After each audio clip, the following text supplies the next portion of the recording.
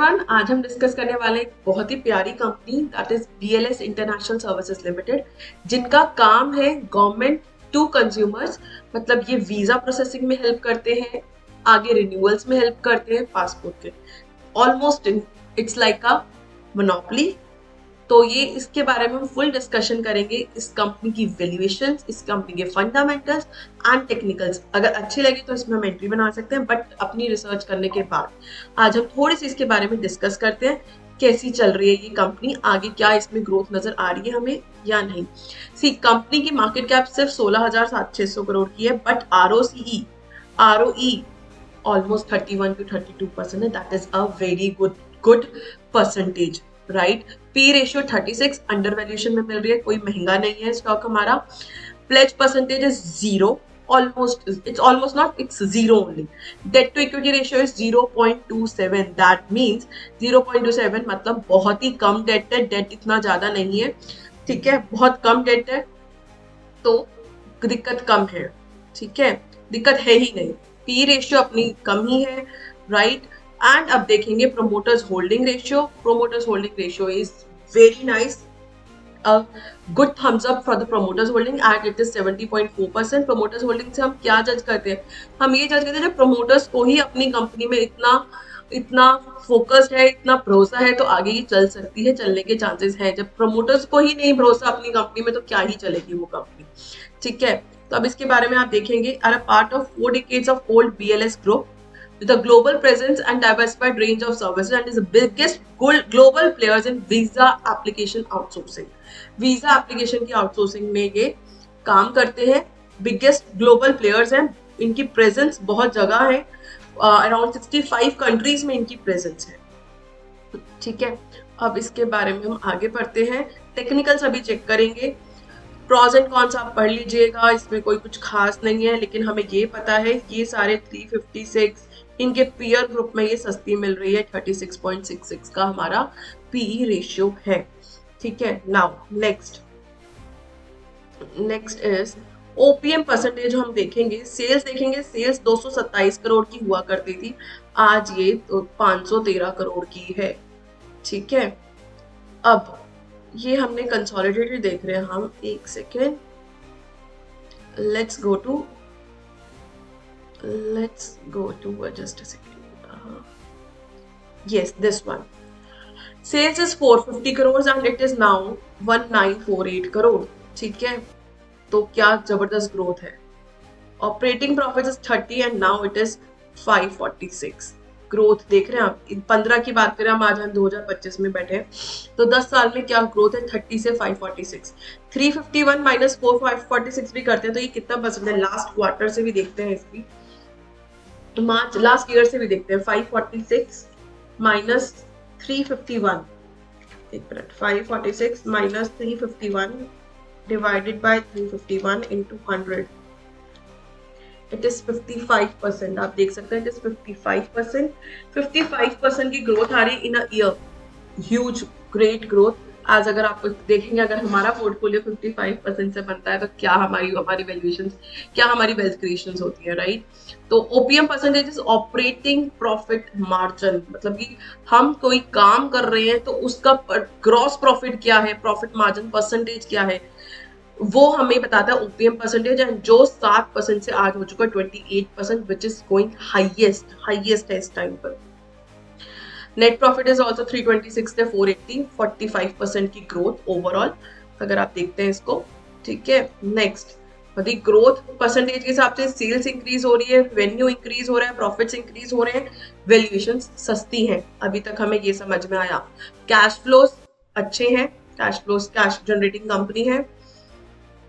And अब हम देखते हैं इसके conversion cycle, the major point, बहुत इंपॉर्टेंट पॉइंट जो हमने डिस्कस भी करा था अभी। प्रोमोटर्स होल्डिंग बढ़ गई है, 70 से 70.38 परसेंटेज है, बढ़ी हुई है, बढ़ी तो नहीं है, उतनी ही है, but it's a good percentage, above 60-65% it's a good percentage. FIS ने अपनी होल्डिंग बढ़ाई है, 8.96 से 10.93% हुआ है। जब एफआईएस को अच्छी लग रही है तो कुछ तो खास है कंपनी में, लेकिन डीआईएस में थोड़ी सी परसेंटेज इनकी कम हुई है, डीआईएस की। नाउ थोड़े से इसके बारे में पढ़ लेते हैं, आगे मैनेजमेंट की गाइडेंस क्या कह रही है, क्या गवर्नमेंट, क्या इनकी कंपनी का आगे का फ्यूचर ग्रोथ नजर आ रहा है। सी हमने जैसे पढ़ा Q3 फाइनेंशियल ईयर 25 के रिजल्ट्स के हिसाब से 70% ईयर ऑन ईयर ग्रोथ है, ठीक है। एंड EBITDA 79% की ग्रोथ है, profit after tax 50%, EBITDA margin is extended by 1000 basis points, that is 31%. And 9 month की ये इन्होंने बताया, जो हमने अभी डिस्कस करा है वही सब इन्होंने बताया है। द मेजर मुझे जो सबसे अच्छा लगा इसके अंदर, they are doing the great acquisitions and integrations कर रहे हैं विद गुड कंपनीज, जैसे कि इन्होंने एक्विजिशन डाटा के साथ करा, आई डाटा सिटीजनशिप इन्वेस्ट के साथ करा। इन्होंने इन्वेस्ट करा अराउंड 1000 करोड़ तक की इन्होंने इन्वेस्टमेंट्स करी है, ठीक है। Integration of new businesses progresses is plan as plan, integration करी न्यू बिजनेसेस के साथ, जैसे कि इनका पहले से प्लानिंग थी। सिटीजनशिप इन्वेस्ट के साथ इन्होंने इन्वेस्ट करा अक्रॉस 15 कंट्रीज में, तो अपनी मार्केट में प्रेजेंस ये बढ़ा रहे हैं। उससे इनको बेनिफिट क्या हुआ, आई डाटा से 25 करोड़ का प्रॉफिट, 59 करोड़ का रेवेन्यू, सिटीजनशिप से 4.75 करोड़ का प्रॉफिट, 13 करोड़ का रेवेन्यू, एंटी एडल फेडलिस थोड़ा सा डिफरेंट नेम है, 49 करोड़ का रेवेन्यू इसने करा। और सिर्फ इन्होंने एक्विजिशन कब से करी थी, नवंबर 2024 में ही करी थी, अराउंड 5 महीने पहले ही करी थी, और 49 करोड़ का उससे उसको बेनिफिट आ रहा है। स्ट्रैटेजिकली कर रहे हैं, एक्विजिशंस भी कर रहे हैं, ऐसे ही नहीं कुछ भी कर रहे हैं, ठीक है। नंबर ऑफ वीजा एप्लीकेशंस की प्रोसेसिंग इनकी इंक्रीज हुई है 7 से 9 लाख, रेवेन्यू इंक्रीज हुआ है बाय 26%, ठीक है। डिजिटल बिजनेस परफॉर्मेंसेस भी इंक्रीज हो रहे हैं। अब फ्यूचर आउटलुक है, ये तो हो गया पुराना। फ्यूचर आउटलुक क्या है इनका फ्यूचर आउटलुक में क्या कह रहे हैं ये हम पढ़ लेते हैं।